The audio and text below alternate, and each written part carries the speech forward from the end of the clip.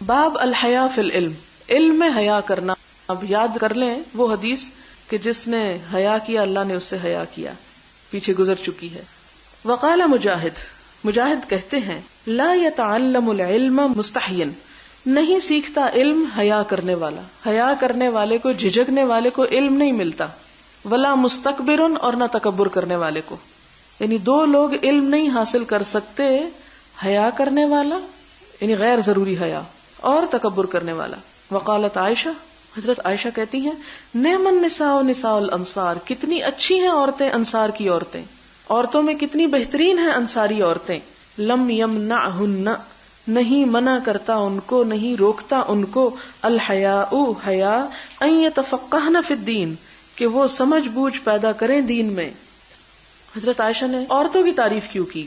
اس لیے کہ عورتوں کو بھی بعض اوقات حضور صلی اللہ علیہ وسلم سے ایسے مسائل معلوم کرنے کی ضرورت تھی جو شرم و حیا کی وجہ سے انسان شاید کسی عورت سے بھی نہ پوچھ سکے، لیکن ان خاص مسائل کو پوچھنا بھی جو انسان کے فرائض کی ادائیگی کے لیے ضروری ہو، انسان کے لیے بنیادی علم کا درجہ رکھتا ہو، وہ ضروری ہے، خواہ اس میں بظاہر شرم و حیا کے تقاضے پامال ہوں.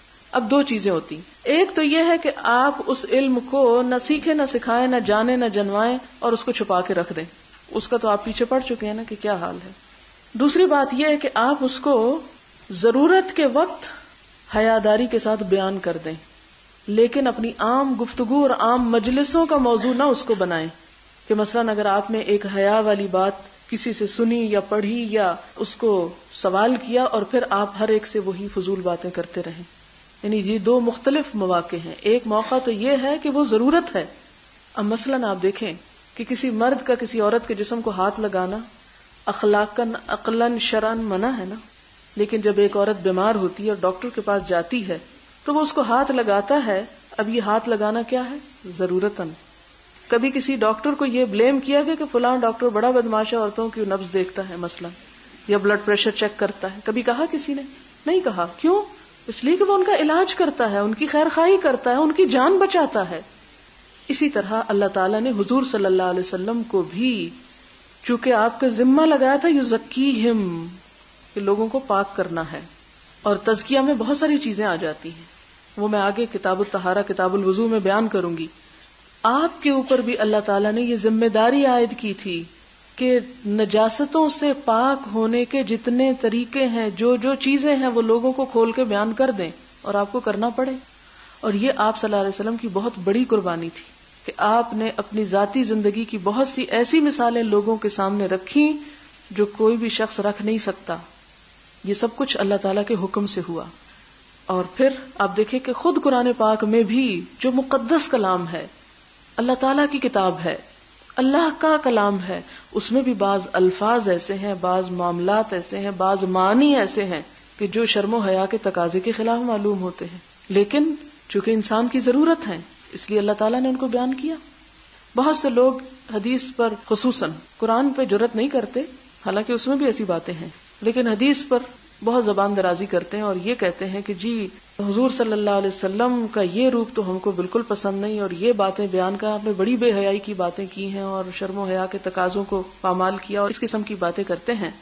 آپ دیکھیں کہ دو چیزیں تھی. ایک تو یہ کہ جب آپ صلی اللہ علیہ وسلم انسانی زندگی کے اس حصے کو بالکل ٹچ نہ کرتے، اور آپ کر سکتے تھے، کوئی آپ کے لیے مجبوری نہیں تھی، لیکن چونکہ اللہ تعالیٰ نے آپ کو ذمہ داری دی اس لیے آپ کو کرنا تھا، اور انسانوں کو زندگی کے ہر گوشے میں مدد دینا تھی.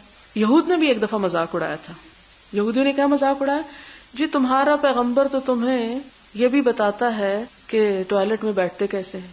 جس صحابی نے سنا انہوں نے یہ نہیں کہ آگے شرما گئے، جھجک گئے، ہاں بڑا برا کیا اور نہیں ایسا نہیں کرنا چاہیے تھا. انہوں نے کہا کہ ہاں ہم کو بتاتا ہے، ہمیں یہ بھی بتاتا ہے کہ کس طرح بیٹھنا ہے، کدھر منہ کر کے بیٹھنا ہے، استنجا کس ہاتھ سے کرنا ہے، کس طریقے سے کرنا ہے، کتنے مٹی کے ڈھیلوں سے کرنا ہے، اور کس طرح اس کے بعد ہاتھ صاف کرنا ہے. وہ ہم کو سب کچھ بتاتا ہے. اور وہ یہ کیوں کہہ رہے تھے؟ حسد کی وجہ سے، کہ ان کو وہ تفصیلات معلوم نہیں تھی جو مسلمانوں کو حضور صلی اللہ علیہ وسلم نے آ کے دین مکمل، دین کامل ہے نا، زندگی کا ایک حصہ اگنور کیسے کیا جا سکتا ہے.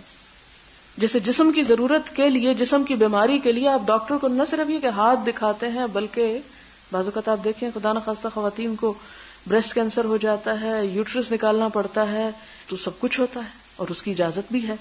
کیا ڈاکٹر حیا کے تقاضے پامال کرنے کے لیے سب کچھ کر رہا ہوتا ہے؟ اس کے لیے تو وہ کیا ہے، ایک آبجیکٹ ہے کہ جس کو اس نے ٹریٹ کرنا ہے. اس کے لیے اس سے قطع نظر کہ مرد ہے یا عورت ہے، کیا ہے اور کیا نہیں. تو اسی طرح آپ صلی اللہ علیہ وسلم روحانی طبیب تھے اور روح کے معلم تھے. آپ زندگی کا یہ گوشہ فراموش نہیں کر سکتے تھے. اللہ تعالیٰ نے قرآن پاک میں ایسی آیات اتاری، ایسی چیزیں نازل کی کہ جس کی وضاحت آپ کو کرنا تھی اور آپ نے کی. اور اس میں پھر مرد عورت کا فرق بھی نہیں رکھا گیا.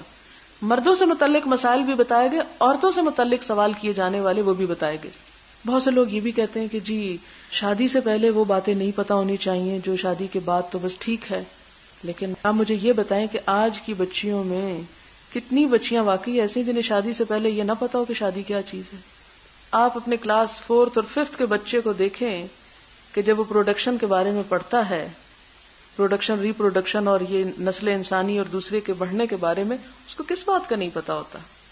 جب آپ کے بچے اسکولوں میں یہ سب باتیں پڑھ لیتے ہیں، انسائکلوپیڈیاز میں ہر تصویر دیکھ لیتے ہیں، سارے ایسے ماڈل ان کو دکھا دیے جاتے ہیں، سب کچھ سمجھا دیا جاتا ہے، تو ایک دین ہی کے معاملے میں آ کر جب بات ایسی کوئی بتائی جائے تو پھر وہ ادب اور احترام اور تقدس اور روحانیت کے خلاف یہ سارے خول ہیں چڑھائے ہوئے.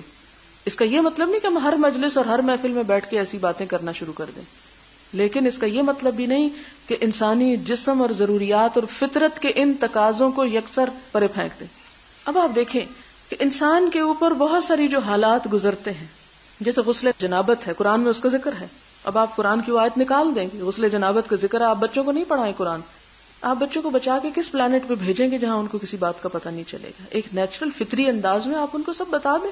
ٹھیک ہے کہ آپ ان کو اس ایج میں بتائیں، اور اسی لیے میں ہمیشہ کہا کرتی ہوں کہ 15 سے پہلے آپ قرآن نہ پڑھائیں بچوں کو پورے کا پورا، چند آیات احکام کہانیوں کی شکل میں بتا دیں.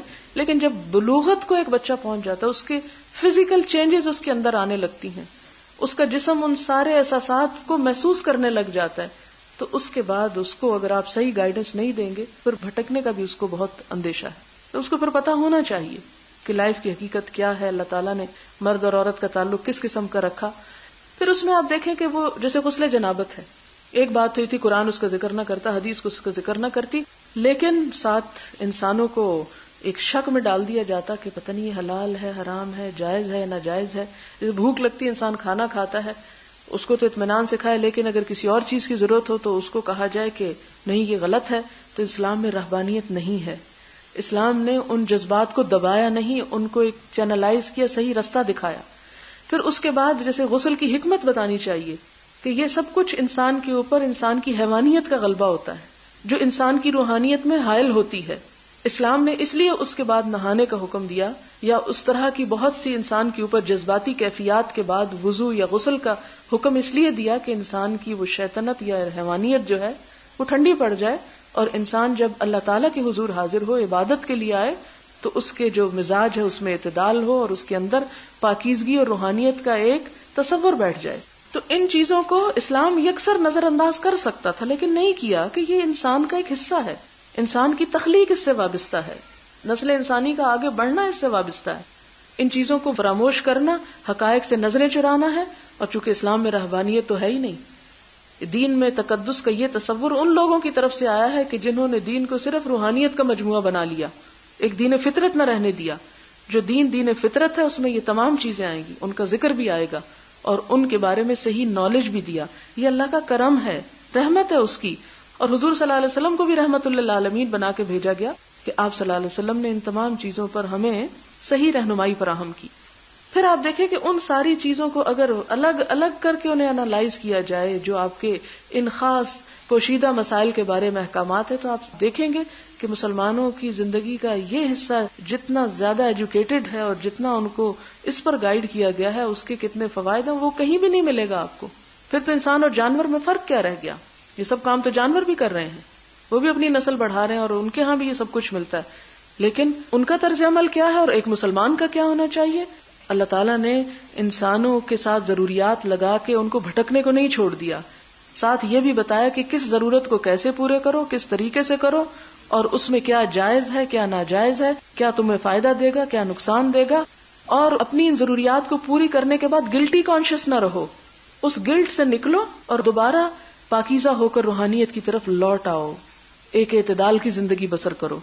تو اس بیک گراؤنڈ کو سامنے رکھتے ہوئے آئندہ کتاب الوضو وغیرہ میں بہت سی ایسی احادیث آ جائیں گی کہ جن کو پڑھ کے آپ کو ذرا سا شاید محسوس ہو کہ یہ کیا ہے حدیث میں، یہ کیا لکھا ہوا ہے، اور ہاتھ پاؤں کانپنے لگے آپ کے.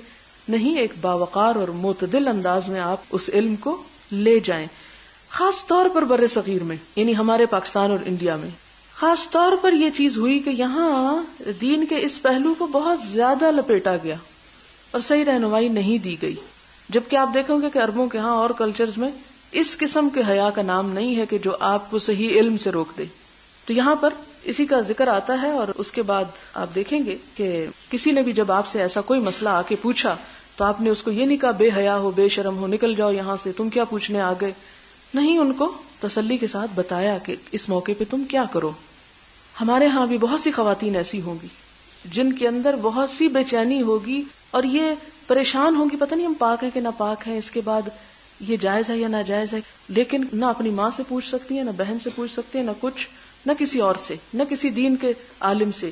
ساری زندگی جھجک کے گزار دی، نہ عبادات کا سکون محسوس ہوا، کیونکہ ظاہر ہے اگر وضو نہیں، اگر پاکی کا احساس نہیں تو نماز ہی نہیں.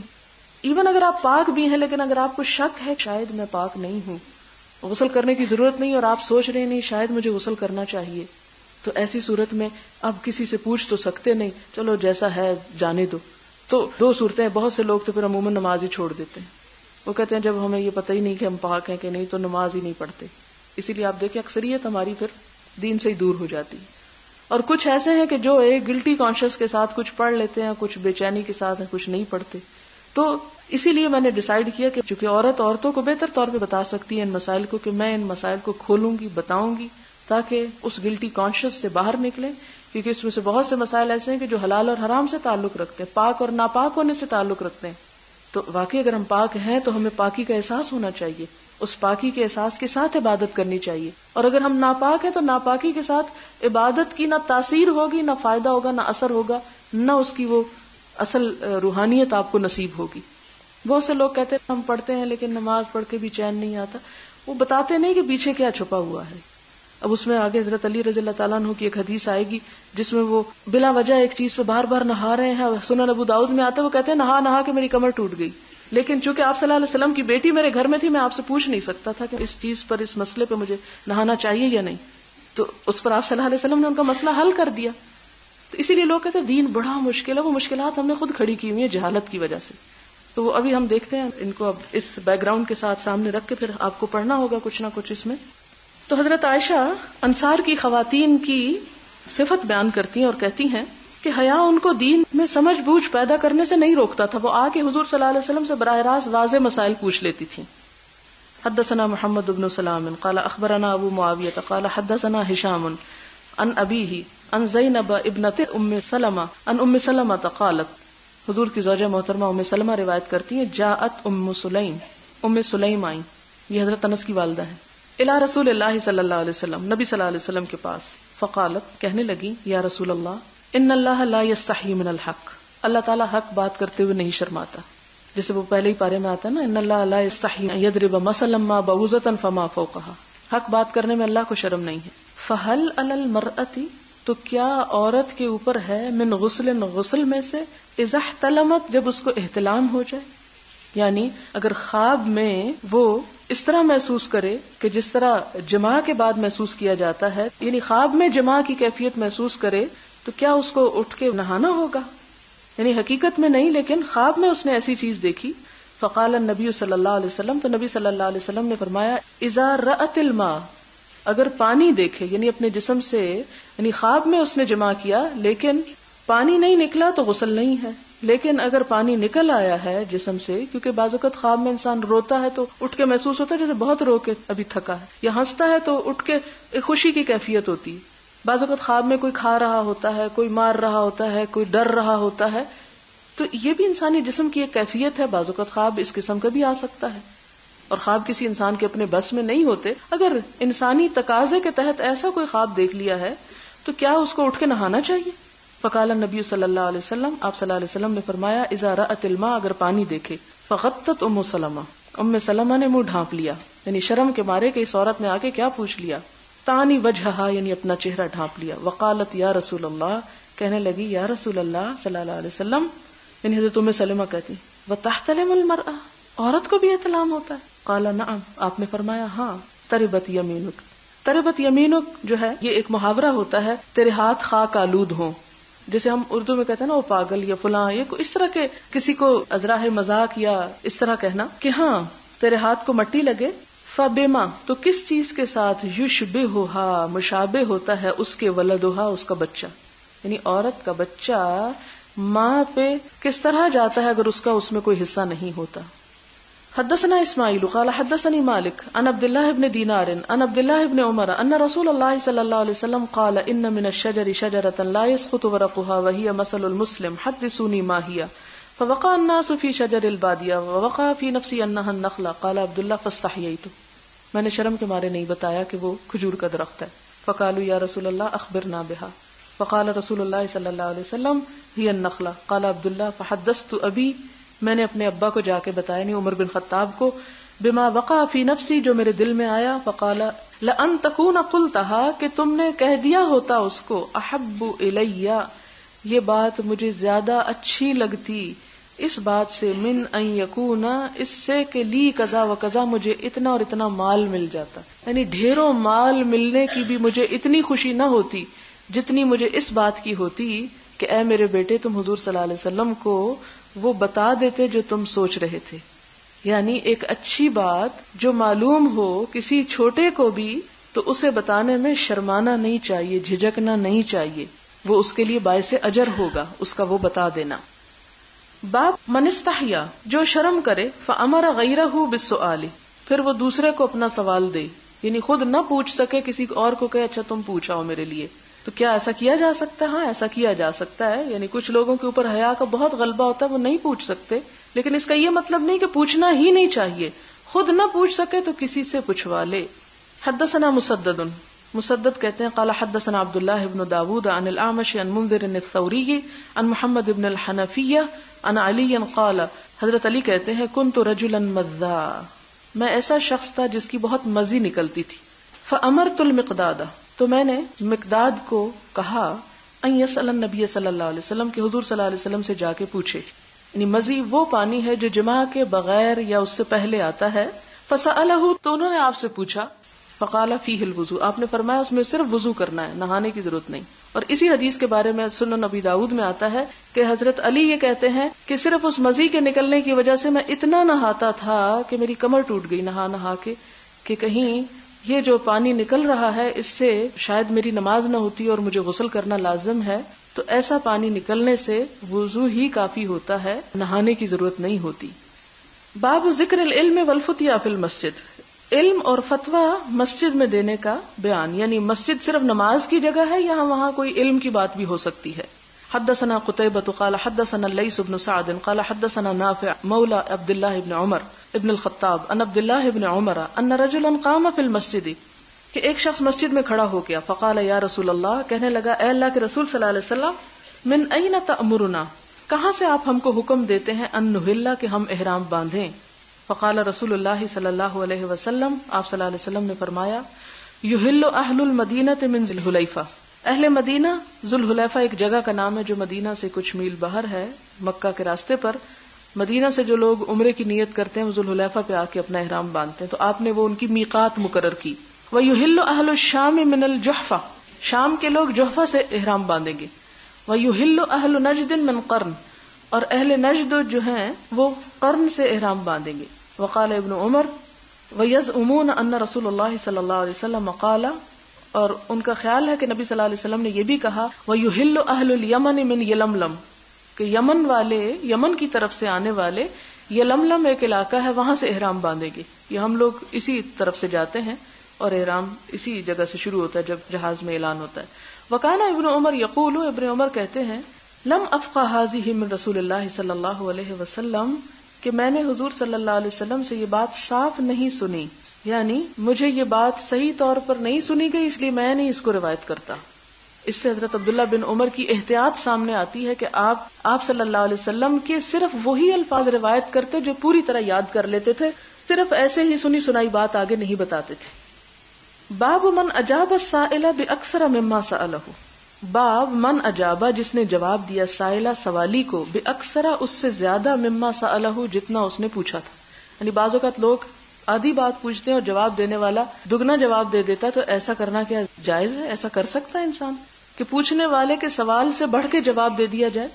حدثنا آدم قال حدثنا ابن ابی ذئب عن نافع عن ابن عمر عن النبي صلی اللہ علیہ وسلم وابن ابی ذئب عن الزہری عن سالم عن ابن عمر عن النبي صلی اللہ علیہ وسلم ان رجلا سألہ، کہ ایک شخص نے آپ صلی اللہ علیہ وسلم سے سوال کیا، ما یلبس المحرم، احرام پہننے والا کیا پہنے، یعنی احرام کس چیز کا پہنا جائے، کیا پہن سکتا ہے؟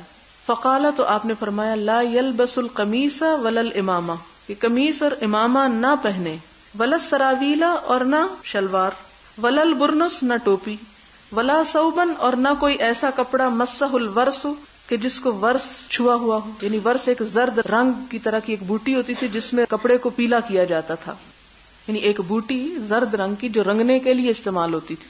کہا کہ ورس لگا ہوا کپڑا بھی نہ پہنے، مراد یہ کہ سفید پہنے. اب اس زعفران، اور زعفران خوشبو کے لیے استعمال ہوتا تھا، یعنی خوشبو والا بھی نہ پہنے. فَإِن لَّمْ يَجِدْ، پھر اگر نہ پائے، النَّعْلَيْنِ، چپلیں. نال کہتے ہیں اس جوتے کو جس کا صرف تلوا ہوتا ہے اور اوپر سے ہلکا سا باندھنے والا، جس میں ٹخنے نہیں بنتے، یعنی ایڑی پیچھے سے نہیں پکڑی جاتی. فَلْيَلْبَسِ الْخُفَّيْنِ، تو اسے چاہیے کہ وہ موزے پہن لے.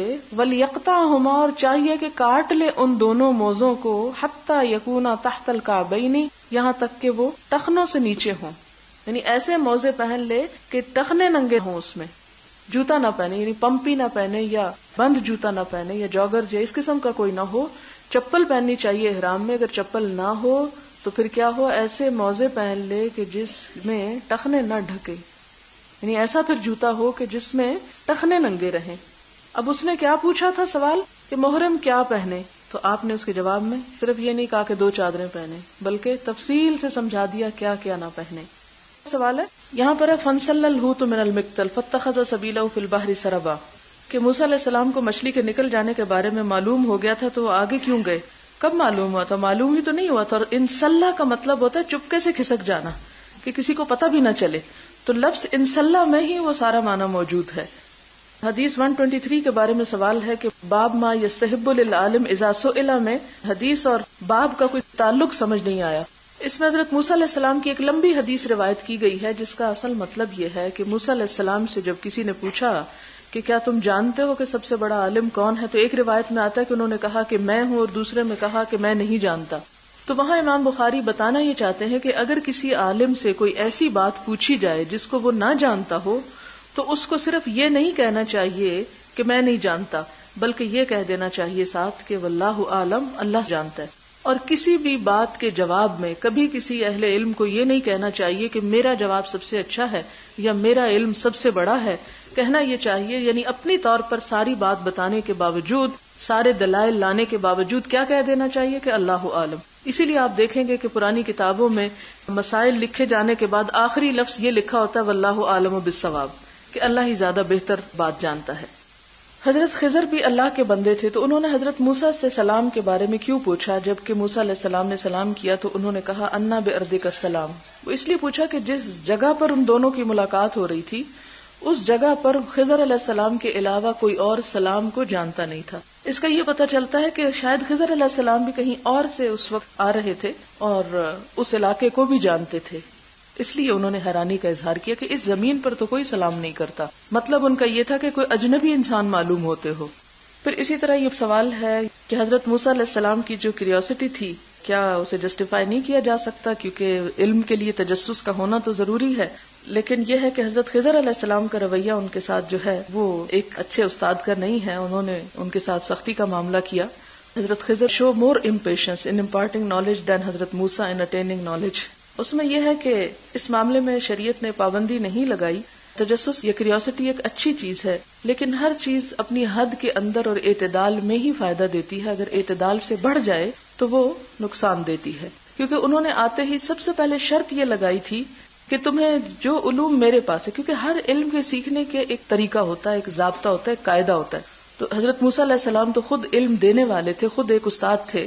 اس کے باوجود خضر علیہ السلام کو یہ معلوم تھا کہ جو میرے علوم ہیں یا جو چیزیں میں کروں گا ان کو سیکھنا اتنا آسان نہیں. اور ان پر صبر بھی اتنا آسان نہیں، اس لیے شروع کرنے سے پہلے ہی وہ ان کو انفارم کر دیتے ہیں، وارن کر دیتے ہیں کہ یہ کرنے کے لیے تمہیں صبر کرنا ہوگا. مثال کے طور پر آپ میں سے جو سائنس اسٹوڈنٹس ہوں گے، جب لیبارٹری میں کچھ پریکٹیکل کرتے ہیں، بعض اوقات گیسز بنائی جاتی ہیں، بعض اوقات کچھ چیزیں مکس کی جاتی ہیں ایک میں دوسری، جھاگ اٹھتی ہے، سلنڈر پھٹتے ہیں، بہت کچھ ہنگامے ہوتے ہیں. تو اس میں اگر ہر چیز میں شور شرابہ اور ہنگامہ مچا دیا جائے کہ یہ کیوں ہو رہا ہے، یہ آپ نے اس میں کیوں ڈال دیا، وہ کیوں کر دیا، تو آپ خود سوچیے. مثلا کوکنگ کوئی کر رہا ہے، آپ کی والدہ ہی، اور وہ ڈال رہی ہیں اور آپ کو کہہ رہی ہیں بس تم ذرا ابھی دیکھتی جاؤ، اور آپ ہر بات میں کہتے ہیں یہ آپ نے کیا کر دیا، اور یہ ابھی کیوں ڈال دیا، اور یہ کیسے کر دیا. تو ایسی کیوریوسٹی جو ہے وہ سکھانے والے کو ڈسٹرب کرتی ہے. ہر علم کے سیکھنے کا ایک خاص انداز اور طریقہ ہوتا ہے، اس میں اس کو جب تک ملحوظ نہ رکھا جائے اس سے فائدے کی بجائے نقصان ہوتا ہے. اسی طرح آپ نے کتاب العلم میں پڑھا کہ استاد کی کیا خصوصیات ہونی چاہیے، اور آپ صلی اللہ علیہ وسلم کا طریقہ بھی آپ نے پڑھا کہ کس طرح 3 دفعہ بعض اوقات بات کو دہراتے تھے، آہستہ آہستہ بولتے تھے، اور بھی بہت سی خصوصیات آپ نے پڑھی.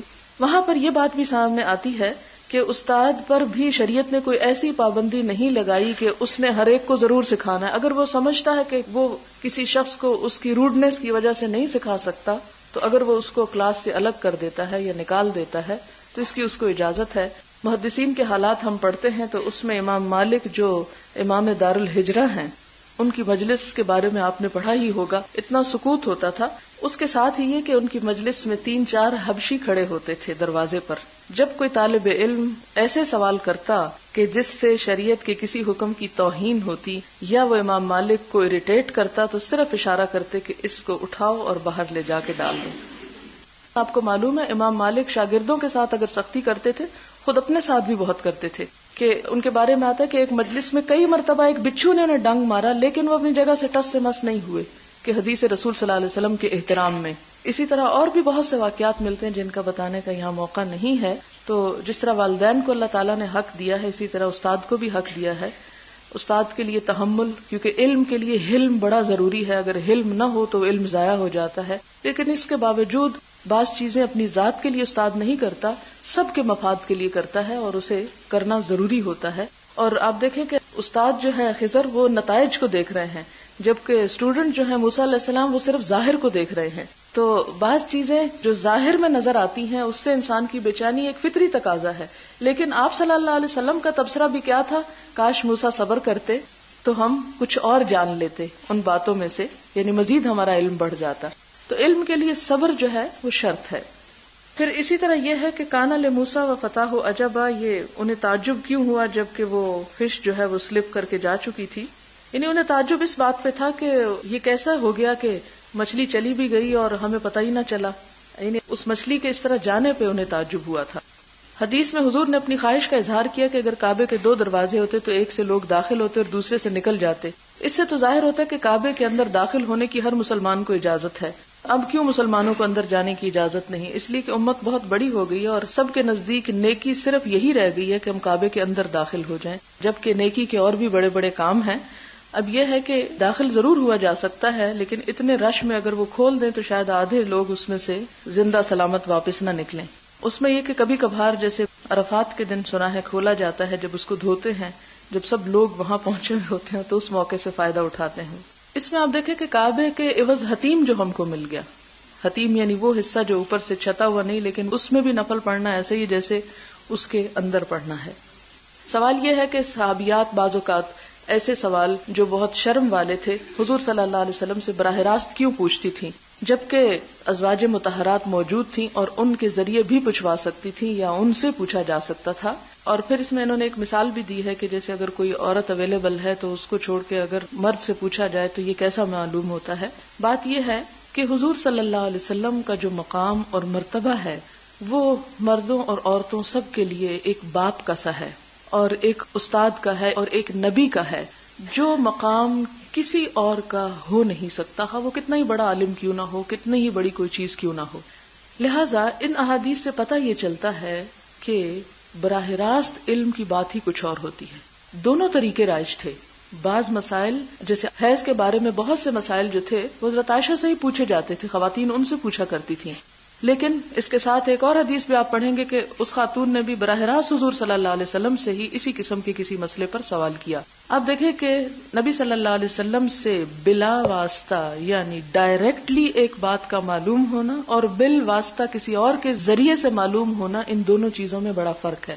پھر آپ دیکھتی ہیں کہ حضرت ام سلمہ جو پاس ہی بیٹھی ہوئی ہیں وہ پوچھنے کی بجائے اپنا منہ ڈھانک لیتی ہیں. یعنی اس کا مطلب ہے کہ اگر وہ انہی سے پوچھا جاتا حضور کو چھوڑ کر تو شاید وہ کہتی نہیں بھی میں نہیں پوچھ سکتی یہ بات، اور وہ خود سے ہی کچھ ان کو جواب دے دیتی جو جواب درست بھی نہ ہوتا. کیونکہ جب وہ سوال کرتی ہیں تو حضرت ام سلمہ حیران ہو کے پوچھتی ہیں کہ کیا ایسا بھی ہوتا ہے؟ تو اس کا مطلب یہ ہے کہ اگر وہ حضور سے نہ پوچھتی اور حضرت ام سلمہ سے پوچھتی تو وہ شاید ان کو یہی کہہ دیتی نہیں تمہیں غلط فہمی ہوئی اور یہ ہو ہی نہیں سکتا، یہ ممکن ہی نہیں، تو ایک صحیح جواب ان تک نہ پہنچتا.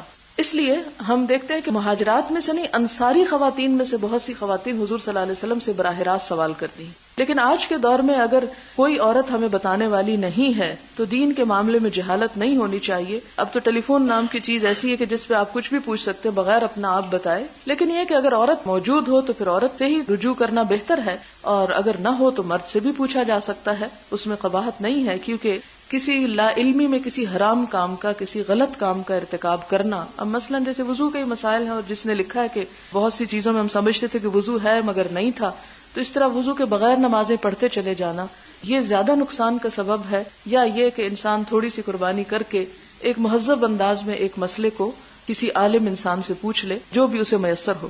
آپ دیکھیں کہ ہمارے ہاں خواتین کتنی ہیں جو واقعی یہ سب کچھ جانتی ہوں اور صحیح طور پر لوگوں کو گائیڈ بھی کر سکیں، کیونکہ یہ سلسلے ہی ختم ہو گئے ہیں. جبکہ ہم دوسری طرف دیکھتے ہیں کہ حضرت عائشہ رضی اللہ تعالی عنہا جو ہیں وہ بہت سے مسائل مردوں کو بھی سکھاتی ہیں جو باعث شرم تھے، لیکن چونکہ انہی کے ذریعے پہنچ سکتے تھے اس لیے انہی سے پوچھا گیا. تو یہ ضرورت اور سمجھ اور اویلیبلٹی پہ ڈیپینڈ کرتا ہے کہ کیا اویلیبل ہے اور کہاں سے بہتر طور پہ جانا جا سکتا ہے. کیونکہ علم الیقین کی بات ہے نا حضور صلی اللہ علیہ وسلم سے پوچھنا. اور بہت سے مسائل ایسے تھے کہ جن کے بارے میں ازواج مطہرات بھی ابھی خود سیکھ رہی تھی، ان کے پاس پورا علم نہیں تھا. اور بعض چیزیں ایسی ہوتی کہ جن کے بارے میں تاخیر درست نہیں ہوتی، کہ جس میں کہا جائے کہ اچھا وہ آج جا کے ام سلمہ سے پوچھتی، وہ دوسرے دن حضور سے پوچھتی، پھر تیسرے دن ان کو جواب دیتی. چونکہ آپ صلی اللہ علیہ وسلم نے عورتوں کو اجازت دے رکھی تھی. اس سے یہ بھی پتہ چلتا ہے کہ عورتوں کو کتنی آزادی تھی. یعنی یہ عورتوں کی آزادی ہی کی ایک بات ہے نا کہ ان کو اجازت تھی کہ وہ پوچھ سکے. اگر کوئی عورت اتنی جرأت رکھتی ہے، اور یہ سب عورتیں نہیں پوچھ سکتی تھی، چند ایک ایسی تھی. پھر اسی طرح ایک اور سوال ہے کہ حدیث 132 اور 134 سے یوں پتہ چلتا ہے کہ جیسے مخصوص حالات میں مرد کے لیے غسل نہیں ہے اور عورت کے لیے غسل ہے، ایسی بات نہیں ہے. 132 جو ہے اس میں حضرت ام سلیم جو پوچھ رہی ہیں یہ احتلام کے بارے میں پوچھ رہی ہیں. احتلام سے مراد یہ کہ جس میں جسم سے صرف آرڈنری ڈسچارج نہیں بلکہ منی کا اخراج ہو. بہت واضح لفظوں میں مجھے بات کرنی پڑے گی. اور 134 میں حضرت علی کا جو مسئلہ ہے یہاں پر مزی کا اخراج ہے. ان دونوں میں فرق ہوتا ہے، اس لیے یہ اصل میں یہاں مسئلہ واضح یہ کرنا تھا کہ منی کے اخراج پہ غسل واجب ہوتا ہے جبکہ مزی کے اخراج پر غسل واجب نہیں ہوتا. اس میں مرد اور عورت کا فرق نہیں بتایا گیا. آپ نے بتایا تھا کہ حج کے وقت جوتے میں پیچھے اسٹرائپ نہیں ہونا چاہیے، کیا عورتوں کے لیے بھی یہی حکم ہے؟ جی ہاں، احرام کے وقت چپل ہی ہونے چاہیے. وآخر دعوانا ان الحمد للہ رب العالمین. سبحانک اللہم وبحمدک نشہد ان لا الہ الا انت نستغفرک ونتوب الیک. والسلام علیکم ورحمۃ اللہ وبرکاتہ.